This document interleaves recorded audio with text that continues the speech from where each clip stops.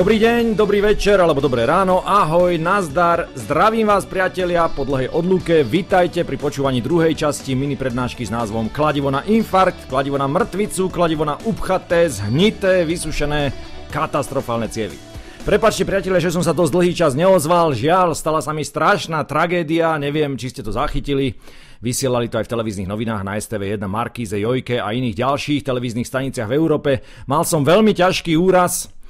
Odrezal som si pri cirkulári, pri rezaní dreva obidve ruky a ako som pritom od cirkulára omdleti odpadával, tak som si pri páde zlomil dokonca aj obidve nohy. Nebolo to fakt jednoduché pre lekárov dať ma dokopy a tak to trochu trvalo, kým som sa zotavil, ale ako sa mi počujete a vidíte, za necelé 3 mesiace som z toho opäť von, a to pravda, že šikovnými ručičkami chirurgov, ale aj hlavne obrovskou pomocou, a to konzumáciou brokolice, kapusty a inej trávy, veď to poznáte z mojej webovej stránky. Áno priatelia, z brokolice vám dokážu naraz aj amputované nohy a ruky, ja som toho jasný dôkaz. A čuduj sa svete, dokonca moja hlava sa mi čiastočne zresetovala, mám pocit, že mi to teraz o čosi rýchlejšie myslí, takže valíme ďalej, nestrácajme čas, pripravil som si pre vás vynikajúci film, to vás odrovná, garantujem vám, toto bude horšie, nie, to bude lepšie, ako si odrezať ruky na cirkulári. Nebudete chápať, čo tu o pár sekúnd na vás vyvalím. Už len posledná malá pripomienka. Aj tento môj program je určený predovšetkým tým z vás, čo chcete za každú cenu umrieť o 10, 20 až 30 rokov skôr, než by tomu muselo byť. Áno, vy trulifasi, čo chcete umrieť s trápením a bolestiami, vy, čo chcete rozflákať všetky vaše krvopotne našetrené úspory na lekárskú starostlivosť, čo chcete zanechať doma vašu mladú, šikovnú ženu, budúcu vdovu, vášmu susedovi, no ten sa možno poteší, vy, čo chcete zanechať doma vaše malé, nevinné deti ako budúce siroty bez otca a matky, áno, pre vás je tento program v prvej línii určený a ja vám v tejto vašej snahe chcem napomôcť. Áno, ja vám lifrujem tento film ako návod na to, ako sa ku svojej smrti ešte rýchlejšie prepracujete. Takže, nech sa páči, štartujeme. And I'll tell you how I came to those realizations. Now, the North American diet has changed. This is not going to be a technical lecture, but I did want to show you this one graph because there's some very significant lines here. The two top lines, the lavender line and the yellow line, are the amount of plant-based foods that are consumed in the United States and in Canada as well. And this is back in 1909. You can see we were eating a lot of grain products. We were eating almost 300 pounds of wheat and barley and other grain products, and almost 200 pounds of potatoes a year. Look what happened in the intervening 85 years. Our consumption of wheat and grain products have fallen to half of their 1909 level, and our potato consumption has fallen to half of their 1909 level. Look what happened to the amount of flesh foods that we are eating. The amount of milk we consume has more than doubled, our beef consumption has gone up by 50%, and our chicken consumption has gone up by 280%. We are eating a tremendous amount of animal flesh, and we have essentially exchanged a plant-based diet for a meat-based diet. And the results have been just disastrous for both our health and the environment. Consider how much animal flesh most North Americans eat. In their lifetime, the average meat-eating American is going to eat 15 cows. Going to eat 24 hogs, 12 sheep. She will eat 900 chickens and 1,000 pounds of assorted animals that either swam in the water or flew in the air. That is a tremendous amount of animal flesh to be pouring through the human bloodstream year after year. No wonder we wind up with clogged arteries and high blood pressure and cancers and a lot of other diseases, and I'll show you how those two are related. Let's talk about the health effects of an animal-based diet.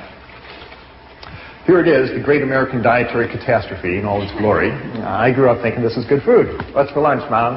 Oh, I got something good for you, son, she'd say. And she would give me some food like this. And my mother didn't know, and your mother didn't know. They didn't know that the sausages and the eggs and the ham were just loaded with fat and cholesterol. And this is a coronary artery thrombosis waiting for some place to happen. Now, what is the effect on your body when you eat food like this? Well, the effect was brought out very dramatically to me about 10 years ago. I was on the cardiovascular anesthesia service. That's the service that deals with people's hearts and blood vessels. And like all good anesthesia residents, I was making my rounds one evening to see my patients for next morning's surgery. And the last patient I was seeing, I pulled back the curtain, and there was Mr. Phillips. Nice fella, but he was just huge. He weighed 290 pounds. And he was booked for a 4-vessel coronary artery bypass procedure.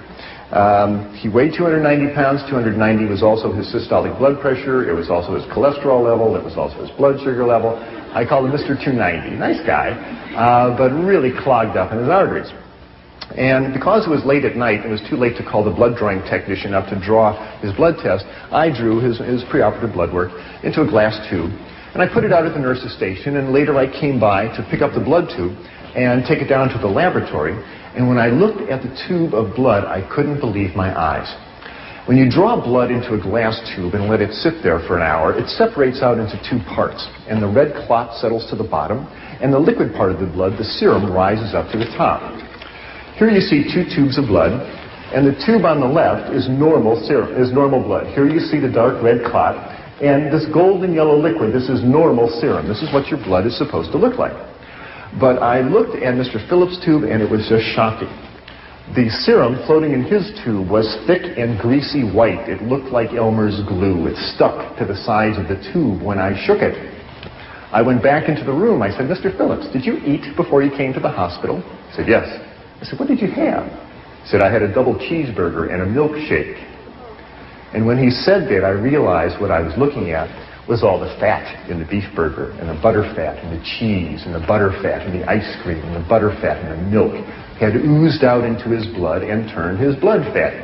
It's a well-known clinical phenomenon. It's called lipemia, and it happens every time you eat a fatty meal. You turn your blood fatty, and your blood stays this way for 4 hours. Until your liver can clear it out of the bloodstream. If you are like most North Americans and eat bacon and eggs for breakfast and a cheeseburger for lunch and fried chicken for dinner and ice cream for dessert, you're keeping your blood fatty all day. The stuff never clears out of the bloodstream. You keep your blood fatty for 40 years, 50 years, 60 years. What do you think is going to happen to the arteries carrying all that fat? I will show you what happens to the arteries carrying all that fat in a few minutes, but it's a disaster. There's a lot of fat in the North American diet, and it's hidden in most foods. You can see the fat around a T-bone steak, but most of the fat is in the muscle of the animal, and it's hidden in the dairy products. And most of the folks who present food to us don't want us to think about the fat, especially the fast food industry. They really don't want you to think about how much fat is in their burgers and hot dogs, except one chain of fast food restaurants in Los Angeles. There is one burger chain that is very forthright about the reality of the fat content of their diet, and they come right out and tell you clearly on their marquee about the product that they're selling. Now, if you stood outside the exit door of this restaurant or McDonald's or any other fast food restaurant where people are shoveling in their cheeseburgers, if you stood at the exit door with a needle and a syringe in your hand and drew blood on the people walking out the exit door, what you would see is most of the blood would be as fatty as Mr. Phillips' blood tube. Now, they're all in there making the blood fatty. If you ever have a big cheese pizza and a bowl of ice cream afterwards and you feel a little greasy on the inside, it's because you really are. You really go greasy on the inside.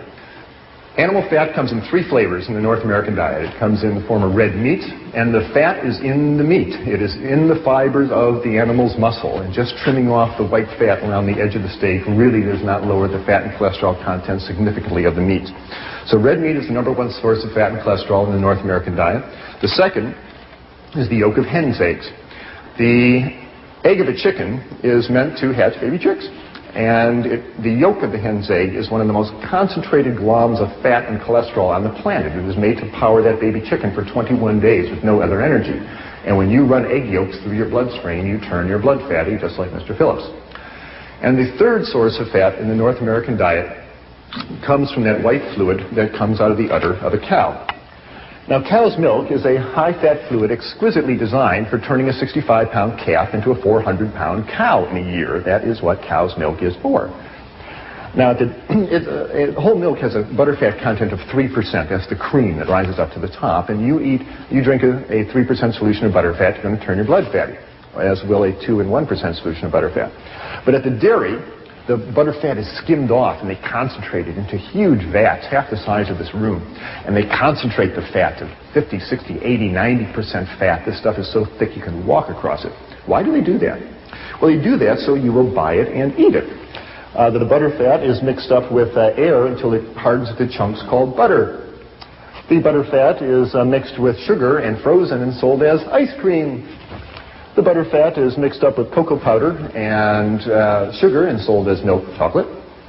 The butter fat is mixed up with bacteria and allowed to ferment until it turns into sour cream. A lower fat version is called yogurt. And the butter fat is mixed up with calf's stomach and bacteria and allowed to ferment for about 6 weeks till it hardens into chunks called cheese. These are all forms of butter fat. The folks at the dairy want you to buy the butter fat and eat it. And when you do, you turn your blood fat. There's absolutely no reason to run butter fat through your bloodstream at any time, and I'm submitting to you that you'll be a lot healthier and happier if you do not.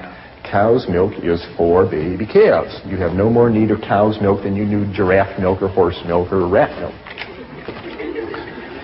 Back to Mr. Phillips. Nice fella, but I was impressed with all the fat in his bloodstream. We took Mr. Phillips down to the operating room, and I gave him 1,000 micrograms of fentanyl and put him to sleep, and the surgeon opened up his chest and opened up his aorta and opened up his coronary arteries. And what the surgeon started pulling out of Mr. Phillips' arteries were great, long, yellow, greasy, sausage-like formations of fat that looked like this. What you're looking at is a plug of material called atherosclerosis. And this is the plug of fat that built up in a man's arteries. The artery was a tube coming out at you from the screen. The artery wall has been cut away, and you're just looking at the fat that built up. It started around the edge of the blood vessel and started moving in on the blood flow channel as the years went by. And the blood flow channel got smaller and smaller and smaller till only this dark red spot was left for the blood flow to come through. And when a clot formed here, it stopped the blood flow completely through that artery. And because it happened in this man's right coronary artery, it stopped the blood flow to his heart and bought him a ticket to the autopsy table. This is the #1 cause of death of people in North America. Every 30 seconds on this continent, Canada included, somebody grabs their chest and falls over with a heart attack. This is animal fat clogging up the arteries. When you send this material down to the pathologist and you ask him to analyze it, the report always comes back the same: saturated fat and cholesterol. It's animal fat. The pathology report never, ever, ever contains the words remnants of broccoli, rice, and tofu. It's animal fat. The good news is when you stop running animal fat through your bloodstream, this stuff melts away. This stuff will come off the artery walls, and arteries can open up. And Dr. Dean Ornish in California and Dr. John McDougall and a number of other physicians are now routinely reversing atherosclerosis, having people cancel their coronary artery bypass surgery because they've changed their diet and their arteries have opened up. That's the good news. Here is the process happening. Here are 6 arteries coming out at you from the screen. The dark red circle is the artery wall. The pink material is the atherosclerotic material clogging the artery. The white spot is the blood flow channel, which is getting smaller and smaller and smaller. Any organ dependent upon this blood vessel for its blood flow is in trouble. Fortunately, it's a reversible disease. This atherosclerotic material clogs arteries all over the body. It's just a matter of which artery to which organ clogs up first that gives you the symptoms. If the yellow atherosclerotic fat builds up in an artery going up to the brain, you will suffer a stroke. If it clogs an artery going to your kidney, you'll suffer kidney failure or high blood pressure. If the atherosclerotic material accumulates on the walls of large blood vessels like the aorta that takes blood from the heart down to the abdomen and legs, the artery walls become damaged and weaken. They lose their strength. And the high pressure in the blood vessel causes the artery to balloon out, forming an aneurysm, which can then rupture, leading to emergency surgery or death. If the yellow atherosclerotic material clogs up an artery going to a loop of intestine, the general surgeon will open your abdomen and remove that loop of bowel. If the atherosclerotic material clogs up an artery going to a toe or foot, you will watch that toe or foot turn dark and gangrenous, and you'll sign permission forms for amputation.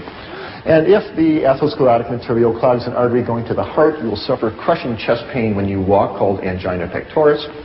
Or if it clogs the blood flow completely and damages the heart muscle, that is a heart attack. People, this is all the same disease. We are talking about animal fat essentially clogging up the arteries throughout the body, and it's the #1 cause of death and disability in North America. And this is essentially a disease of people who eat animals and the products made from animals. You almost never see these diseases in pure vegetarians. And William Costelli, the doctor who runs the Framingham Heart Study, says he has never seen a heart attack in anybody with a cholesterol below 150, and there's good reason for that. Why does this happen? Because all fats are not created equal. There's a fundamental difference between animal fats and plant oils. Animal fats contain cholesterol. No plant food contains cholesterol in any significant amount. It is an animal product. And very importantly, animal fats are highly saturated. No, priatelia, tak ako to pozeráte, že? Ako vyorané myši. Navrhujem vám, pustite si tento film dookola, až kým vám z neho a zo mňa nebude hrabať. Až kým sa vám o brokolicovej hlave nebude snívať. Potom sa možno vo vašom živote aj niečo konečne pozitívne zmení. Tretie pokračovanie série Kladivo na infarkt, kladivo na mŕtvicu a upchaté zhnité cievy príde, dúfam, že už o malú chvíľu. Ak si teda zase niečo náhodou neodrežem, tentokrát možno fakt konečne tú brokolicovú hlavu. A v nasledovnej tretej časti dokončíme preklad tejto geniálnej prednášky doktora Michala Klappera. Ďakujem vám za počúvanie, ďakujem vám za vašu prítomnosť, majte sa dobre, alebo v podstate majte sa ako chcete. Do počutia, dovidenia, do zjedenia, priatelia.